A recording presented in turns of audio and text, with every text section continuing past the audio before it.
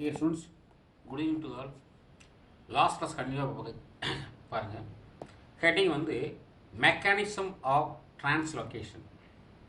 Mechanism of translocation னா இடப்பெயர்ச்சியின் இயங்கு முறைன்னு பேர். இடப்பெயர்ச்சியின் இயங்கு முறை. இது several hypotheses have been proposed to explain the mechanism of translocation. Some of them are given below. இடப்பெயர்ச்சியின் இயங்கு முறை வந்து இந்த மெக்கானிசம் வந்து கீழே கொடுக்கப்பட்டுள்ளன அவைகளை பற்றி பார்ப்போம். ஃபர்ஸ்ட் கேட்டிங் வந்து டிஃப்யூஷன் ஹைபோதீசிஸ். டிஃப்யூஷன் ஹைபோதீசிஸ் பார்ப்போம். டிஃப்யூஷன் ஹைபோதீசிஸ்னா பரவல் கோட்பாடு என்று பெயர். டிஃப்யூஷன் ஹைபோதீசிஸ் என்னது? பரவல் கோட்பாடு. பாருங்க, as in diffusion process, this theory states the translocation of food from higher concentration to lower concentration. இவங்க என்ன சொல்றாங்கன்னு பார்த்தீங்கன்னா, டிஃப்யூஷன் ஹைபோதீசிஸ்னா பரவல் கோட்பாடு, உணவு அதிகமான இடத்திலிருந்து உணவு குறைவான இடத்திற்கு செல்லும்ன்றாங்க. அதாவது food from higher concentration to lower concentration, அதிகமான இடத்துல குறைவான சொல்கிறாங்க. By the simple physical process. இது வந்து ஒரு எளிய ஃபிசிக்கல் ப்ராசஸ் சொல்லியிருக்காங்க. However, the theory was rejected. இந்த தியரியை வந்து ரிஜெக்ட் பண்ணிட்டாங்க அப்படி சொல்கிறாங்க.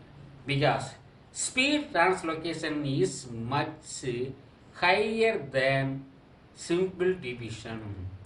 எளிய பரவலை விட இந்த மெத்தடு வந்து அதிக அளவில் பரவுது. அண்ட் டிரான்ஸ்லோகேஷன் இடப்பெயர்ச்சி செய்கிறது. இது பயாலஜிக்கல் ப்ராசஸில் நச்சுத்தன்மை விளைவிக்கும். அதாவது நச்சுத்தன்மைனா அதாவது உயிர் செயல்பாடில் உணவு இடப்பெயர்ச்சியில் நச்சு பொருள்கள் பாதிக்கப்படும். இந்த மாதிரி ஏற்பட்டால் நச்சு பொருள் பாதிக்கப்படும். அதனால இது வேணாம் சொல்லிட்டாங்க அந்த method. Second, activated diffusion theory. Activated diffusion தியரினா செயலூக்க பரவல். செயலூக்க பரவல்னு பேர். ஆக்டிவேட்டட்னா செயலூக்கம், டிஃப்யூஷன் பரவல். இந்த theory was first proposed by, அவர் பேர் வந்து மேசன் அண்டு மாஸ்கெல் ரெண்டு பேருமே சேர்ந்து இந்த தியரி உருவாக்கியிருக்காங்க. First proposal. According to theory, the division Shiv tube is accelerated. இவங்க கொள்கைப்படி சல்லடை குழாய் கூறுகள், அதாவது புரோயத்தில் இருக்கக்கூடிய சல்லடை குழாய் கூறுகளுக்கு சென்று அங்கு செயல்பட்டோ அல்லது புரோட்டோகால் ஏற்படும் தடையினை குறைத்து உணவானது, அதாவது என்ன சொல்கிறாங்க பார்த்தீங்கன்னா, இவங்க ஒரு உணவானது இல்லது பருவ மூலக்குழாய் இருந்தால் கூட, ஒரு பருவ மூலக்குழாய் இருந்தாலும் அவை என்ன செய்யணும்னா சிவ் எலமெண்ட்டுக்கு சென்று, சிவ் எலமெண்ட்னா சல்லடை குழாய் சேர்ந்து அங்கே செயலூட்டப்பட்டு அதுக்காக புரோட்டோபிளாஸ்மிக் ரெசிஸ்டன்ஸ். புரோட்டோபிளாஸ்மிக் ரெசிஸ்டன்ஸ்னா அதாவது புரோட்டோபிளாஸ்மில் ஏற்படும் தடையினை நீக்க, தடையினை குறைத்து இறப்பை செய்யுன்றாங்க. அடுத்து நெக்ஸ்ட் வந்து பார்த்தீங்கன்னா electro osmotic theory. Electro osmotic தியரினா மின் சவ்வூடு பரவல் கொள்கையின் பேர். எலக்ட்ரோ ஆஸ்மாட்டிக் தியரினா மின் சவ்வூடு பரவல் கொள்கை என்பது. இதை யார் உருவாக்குறாங்கன்னு பார்த்தீங்கன்னா, அந்த theory was electro osmosis was proposed by Fenson 1957 and Spanner அதாவது 1958 ஆகிய இந்த கொள்கையை உருவாக்கியிருக்காங்க. அதே மாதிரி according to this and electric potential across sieve plate causes movement of water along with solids. என்ன சொல்றாங்க பார்த்தீங்கன்னா, சல்லடை தட்டு, சிவ் பிளேட்னது சல்லடை தட்டு, அதாவது நம்ம ஃப்ளோயத்தில் காணப்படக்கூடிய ஒரு தட்டு, சல்லடை தட்டு. இதில் என்ன சொல்கிறான்னு பார்த்தீங்கன்னா, அந்த சல்லடை தட்டில் வந்து ஒரு மின்திறன் ஏற்படும். மின்திறன்னா across the sieve plate causes movement of water along, அதாவது வாட்டரும் அதோடு சேர்ந்து மினரலும் அதாவது கரைகளும் சேர்ந்து கடத்தப்படுது. The theory fails to explain several problems. இந்த தியரி வந்து ஃபெயில் ஆகி நிராகரிக்கப்பட்டது. ஏன்னா இது முழுமையாக விளக்கப்படவில்லை. முழுமையாக விளக்கலை. அதனால இந்த தியரி வந்து ஏற்றுக்கலன்றாங்க. நெக்ஸ்ட் நெக்ஸ்ட் வந்து முன்ச், அவர் பேர் வந்து முன்ச் மாஸ் ஃப்ளோ ஹைபோதிசிஸ்.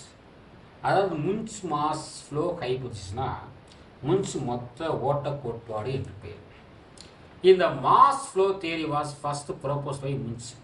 இந்த தியரி உருவாக்குறவர் யாருன்னா 1930 அடுத்து எலாபரேட்டட் பை அவர் பேர் வந்து கிராப்ட்ஸ். அந்த தியரி எலாபரேட் பண்ணது crafts 1938.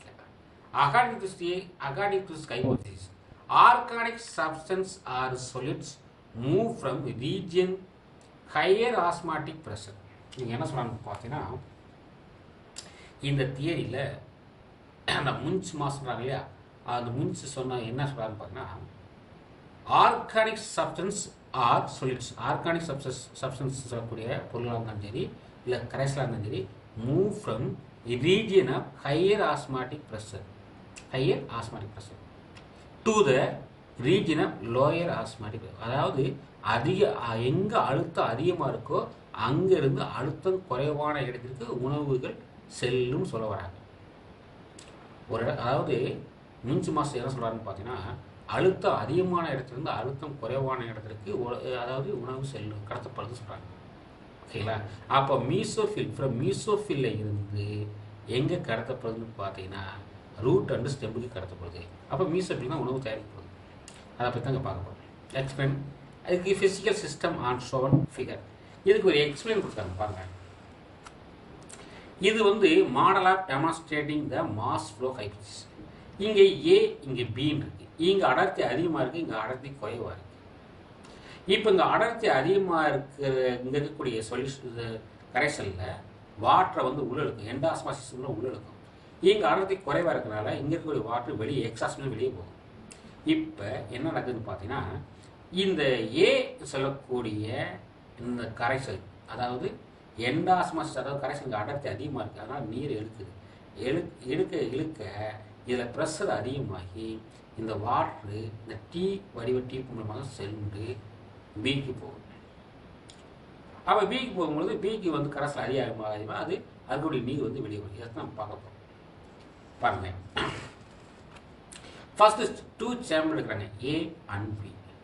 Man of the semi permeable membranes. Semi பெரிமியம்னா 2 சேம்பர் இருக்குது, 2 சேம்பரையும் ஒரு அரை கடைக்கு சவ்வு மூலமாக பிரிக்கப்படுது. அதாவது கனெக்ட் பண்ணுறாங்க. அரை கடைக்கு சவுனா என்னன்னு பார்த்தீங்கன்னா, ஒரு ஆட்டு சவு மூலமாகவோ இல்லை ஒரு சவு மூலமாக கனெக்டடு. இந்த 2 ஏ அண்ட் பியை கனெக்ட் பண்ணக்கூடிய இந்த டீப்புக்கு பேர் தான் டி வடிவ டீப். இப்போ இம்ப்ரஸ்டு பாருங்கள், இம்ப்ரஸ்னா முக்கி வைக்கணும். இன்னிய ரிசீவியர் வாட்டருக்குள்ளே இந்த ஏஎம்பியை மூழ்கி வைக்கிறாங்க. இப்போ ஏ சேம்பரில் என்ன சொல்லுங்க, ஏ சேம்பரில் ஹைலி கான்சன்ட்ரேட்டட் சுகர் சொல்யூஷன் இருக்குது. ஒயில் சேம்பர் பியில் வந்து பார்த்தீங்கன்னா டைலூட் சுகர் சொல்யூஷன் இருக்குது. அப்போ இதில் வந்து ஏல வந்து ஹைலி கான்சன்ட்ரேட்னா அங்கே சுகர் இருக்குது, இங்கே வந்து டைலூட் கரைசல் இருக்குது. இந்த ப்ளோயிங் சேஞ்சஸ் அப்சர்வேஷன் சிஸ்டம் இதை நீங்கள் பார்க்கணும் பாருங்கள். ஃபஸ்ட்டு பாயிண்ட் பாருங்கள். The high concentration sugar solution of chamber A is a hypertonic state. Hypertonic ஸ்டேட்னா வாட்டரை இழுக்கக்கூடிய ஸ்டேட், வாட்டரை வந்து உள்இழுக்கக்கூடிய ஸ்டேட். அதான் வந்து ஹைபர்டானிக் ஸ்டேட். அதான் வந்து ஹைபர்டானிக் ஸ்டேட். அது பாருங்க. இப்போ பாருங்க, வாட்டர் ஃப்ரம் த ரிசீவியர் எண்டாஸ்மாசிஸ் மூலமாக ஒரு கரைசல் ஏன்ற அந்த சேம்பரில் கரைசல் அடர்த்தியாக திக்காக இருக்குது. அது என்ன செய்யும்னா வாட்டரில் வச்சா வாட்டர் உள்ள இழுத்துக்கிட்டே இருக்கும், எண்டாஸ்மாசிஸ் உள்ள. Due to the continuous entry of water chamber. அப்போ வாட்டர் நிறையா அந்த ஏ சேம்பரில் உள்ள, ஏன்னா கரைசல் கட்டியாக இருக்குது, அதனால் நீர் இழுத்துக்கிட்டே இருக்குது. அப்போ எல்லா நீரும் உள்ளே போய் ஏக்குள்ளே போயிட்டு இருக்குது. அப்போ ஏ சேம்பர் வந்து டர்க்கர் ப்ரெஷர் இஸ் இன்க்ரீஸ்டு. அப்போ ஏ ப்ரெஷர் வாட்டர் போக போக அந்த ஏ சேம்பர் வந்து அதாவது பிக்கன்னா விரைப்பாகும், தடிமனாகும். அப்போ அழுத்தம் அதிகரிக்கும். Increase turgor pressure A chamber force இந்த mass flow sugar solution to chamber B. அப்போ ஏல வந்து சேம்பரில் அதிகமாக வாட்டர் உள்ளே போக போக அங்கே இருக்கக்கூடிய கரைசல் எங்கே போகும், பி சேம்பருக்கு போகும். இது வழியாக போகுது அலாங் டி பண்ணுறவங்களே அலாங் வந்து டர்க்கர் ப்ரெஷர். ஓகே, இந்த movement of solid will continue solution both chambers attain state isotonic condition. அதாவது இது எப்போ வரைக்கும் போகும்னு பார்த்தீங்கன்னா ஏ சேம்பர் மாதிரி பியோ அல்லது பி மாதிரி ஏவோ ரெண்டு சமநிலை அடைகிறது வரைக்கும் நடக்கும். அதுதான் ஐசோடானிக் சமநிலை அடைகிறது வரைக்கும் அந்த சிஸ்டம் நடக்கும் தான். However, if new sewer solution is ordered, இப்போ புதுசாக சேம்பர் ஆடல நியூ சொல்யூஷன் ஆர்டர் ஆச்சுன்னா இந்த system will be started run again. திரும்பவும் ஏ சொல்யூஷனில் வந்து நம்ம அடாப்டிக் கரெக்ஷன் உள்ளே வச்சோம்னா திரும்ப அது ரொட்டேட் ஆகும், அது திரும்ப நடந்துகிட்டே இருக்கும். ஓகேவா?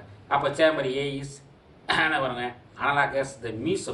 இப்போ சேம்பர் ஏ வந்து நம்ம எப்படி எதுக்கு ஈடு சொல்லலாம், எதுக்கு ஈக்குவலானா ஒரு பிளான்ல மீசோஃபில்ஸ் இது பாருங்க, மீசோஃபில் செல்ஸ் தான் சேம்பர் ஏ.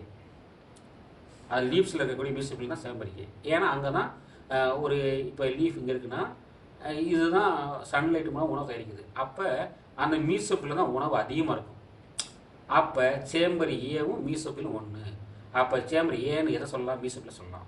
இப்போ இங்கே உணவு அதிகரிக்க அந்த உணவானது எங்கே வரணும், நேராக ஸ்டெம்புக்கு வரணும், அப்படியே ரூட்டுக்கு வரணும், இல்லைன்னா இங்கே இருக்கக்கூடிய மேலே ஃப்ளாருக்கு போகணும். இல்லை கடத்தியாகணும். இங்கே தான் அழுத்தம் அதிகமாகுது, உணவு அழுத்தம் அதிகமாகுது. அப்போ higher concentration to lower move ஆகணும், அதை சொல்ல வராங்க. அப்போ இங்கே வந்து leaves with contain higher concentration of food material solid from இல்லை soluble form. In short, A is production of point called source. அப்போ ஏ பாயிண்ட் தான் இங்கே உணவு தயாரிக்கக்கூடிய சோர்ஸ்ன்றாங்க. இப்போ சேம்பர் பின்னு சொல்கிறாங்களே, பி சொன்னோம்னா அதை எது சொல்லணும்னா cells of stem and roots. ஏன்னா ஸ்டெம்புக்கு உணவு கடத்தப்படும், ரூட்டுக்கு உணவை கடத்தணும். அப்போ இங்கே இருக்கக்கூடிய உணவானது ப்ரிப்பேர் உணவானது அதிகரிப்பதனால அங்கேருந்து ஹையர் கான்சன்ட்ரேஷன் டு எங்கே போகுது, லோயர் கான்சன்ட்ரேஷன் ரூட்டுக்கு வரும் அல்லது ஸ்டெம்புக்கு வரும். அப்போ சேம்பர் பி தான் ஸ்டெம்மோடு சொல்லலாம் அல்லது ரூட்னு சொல்லலாம். ஓகேங்களா? அப்போ இது வந்து சிங்க்னு சொல்லலாம். இதை சேம்பர் பியை சிங்க்னா உணவை பெறக்கூடிய அளவு. இப்போ இந்த டீப் பாருங்க, டீ இருக்கு வந்து அதை எதுக்கு சொல்லலாம்னு பார்த்தீங்கன்னா சியூடிக் உணவை கடத்தக்கூடிய புளோயன் டீப்னு சொல்லலாம். அப்போ mesophyll cells draw water from the xylem lead by the leading increase in the turgor pressure mesophil cells. இப்போ அந்த மீசோஃபில் செல்ஸ்க்கு உணவு பாருங்க, உணவு அதிகமாக இருக்க மீசோஃபில் செல்ஸ்க்கு வாட்ரு உள்ளே போகாதா? இப்போ நம்ம டயக்ராம் பார்த்தோமா இல்லையா, அதில் ஏஜ் சேம்பர் அடர்த்தியாக இருக்கும்போது அது வாட்டரை உள்ள இழுத்துச்சா, சேம்பர் அதிகமாக இருக்கும் வாட்டரை உள்ள இழுத்துச்சா. அதே மாதிரி இப்போ உணவு அதிகமாக லீஃபில் மீசோஃபில் செல் இருக்கும்போது அதை வாட்டரை எண்டாஸ்மஸ் உள்ளே இருக்குமா? அப்போ வாட்டர் உள்ளே போக மீசோஃபில் வந்து டர்கர் ப்ரெஷர் ஆகுமா? அப்படி ப்ரெஷர் அதிகமாகும் பொழுது அங்கே இருக்கக்கூடிய உணவானது கடத்தப்படுமா, சேம்பர் பீன்னு சொல்லக்கூடிய ஸ்டெம்புக்கோ ரூட்டுக்கு போகுமா? அந்த எக்ஸ்பெரிமெண்ட் தான் இது. ஓகேங்களா? இதை நீங்கள் தெரிஞ்சுக்கலாம். அடுத்து பாருங்க, in the cells of stems and roots the organic solids either consumed or converted into insoluble form, excess water is released. இதெல்லாம் வந்து சாலிபிள் ஆன பிறகு எக்ஸஸ் வாட்டர் வந்து ரிலீஸ் ஆகிடுது. அது வந்து பார்த்தீங்கன்னா த்ரூ என்னது இன்ட்டு சைலத்துக்குள்ள போயிருதுன்னு சொல்கிறாங்க. அடுத்து பாருங்க, மெரிட்ஸ்னால் என்னன்னு பார்த்தீங்கன்னா இதனுடைய நன்மையை பற்றி பார்க்கணும். மெரிட்ஸ் சொல்லலாம். ஓகேங்களா? அதாவது மெரிட்ஸ்னு சொல்லப்படுது பாருங்க. when woody or herbaceous plants grilled the shape condition higher concentrating excites from the cut end. இப்போ இவங்க என்ன சொல்றாங்கன்னா கட்டைத்தன்மை கொண்ட ஒரு தாவரத்தையோ அல்லது ஹெர்பேசியஸ்னா இளந்தாவரங்களையோ வளைய சோனை துண்டிக்கப்பட்டு முனையில் அதிக செறிவுள்ள சர்க்கரை கரைசலை வடிதல். இப்போ நம்ம ஒரு இளந்தாவரத்தை எடுத்துக்கலாம், இல்லை ஒரு கடத்தாவரத்தை எடுத்துக்கலாம். அதை நம்ம கட் பண்ணி பார்த்தோம்னா அது வந்து வடியும், அது வந்து நீர் வடின்னு சொல்கிறாங்க. அதுதான் எனது higher concentration to lower concentration. அடுத்து பாருங்க, the positive concentration gradient disappears when plants defoliated. அதாவது தாவரத்தில் இலைகள் நீக்கும் பொழுது நேர்மறை சரிவு மறைகிறது. இப்போ இலையில பூரா எடுத்துட்டோம்னு சொல்லுவேன், இந்த இதுக்கு நேர்மறையான ஒரு சரிவுபாட்டம் நடக்கும், நேர்மறையான ஒரு சரிவுபாட்டம் நிகழும்ன்றாங்க. அடுத்த கேட்டீங்க பாருங்க, அப்செக்ஷன்ஸ். அப்செக்ஷன் எதிர்ப்புகள். இந்த hypothesis explains unidirectional movement of solid only. இது வந்து ஒரே திசையில் மட்டும்தான் இந்த கரைபொருள் வந்து செல்கிறது என்று விளக்குகிறது. However, bidirectional movement of solids commonly observed in plants. ஆனால் இந்த கருத்து வந்து ஒரே பாதையில் தான் போல் சொல்லியிருக்காங்க, அவங்க சொன்ன கருத்து சொல்லப்படுது. ஆனால் தாவரங்களில் இரண்டு பாதைகளில் உணவு கடத்தப்படுது, அதாவது இரு டைரக்ஷனில் கடத்தப்படுது சொல்கிறாங்க. Osmotic pressure is miscible cells and the root hair do not confirm the requirements. இலையடை திசுல, அதாவது மீசோஃபில்னா என்ன, இலையடை திசு, அதுலேயும் சரி வேர்த்துவிலும் சவுடு பரவல் அழுத்த கோட்பாடுகள் ஏற்ற வகையில் இருப்பதில்லை. அதான் முக்கியமானது.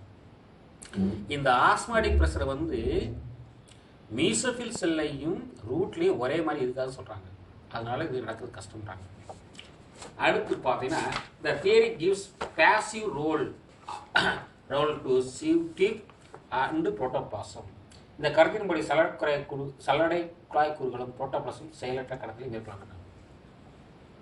The theory gives passive role to sieve tube and protoplasm.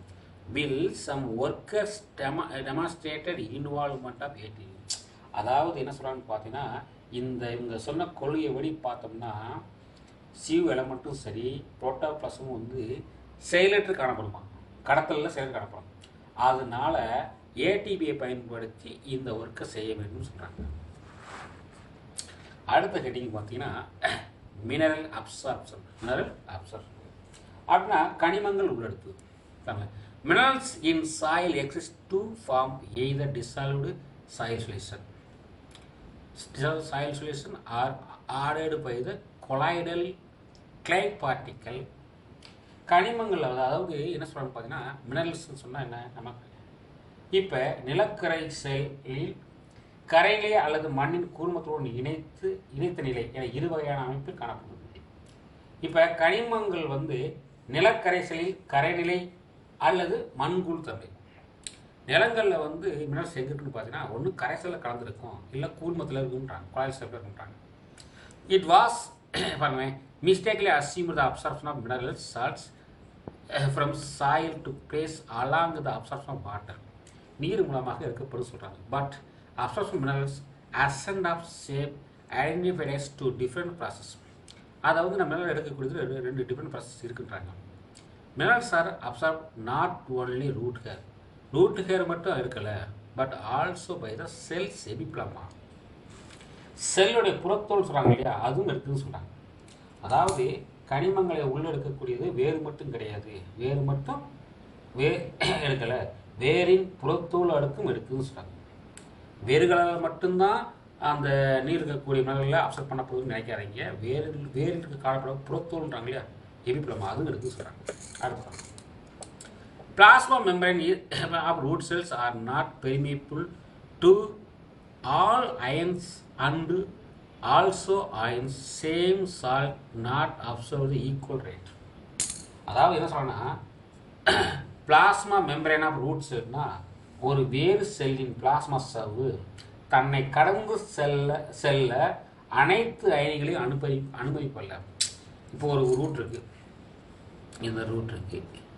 இந்த ரூட்டில் வந்து இங்கே அயன் இருக்குன்னா இந்த அயன் உள்ளே வருதுன்னா இந்த ரூட்டு தோல் இருக்கு வருங்க, வேர்பட்டை, அதான் எபிப்ளமா, அது எல்லாத்தையும் உள்ளே விடாதான், ஒரு குறிப்பிட்ட மட்டும் தான் உள்ளே விடுறாங்க, எல்லாத்தையும் கடந்த வகை அனுமதிக்காது.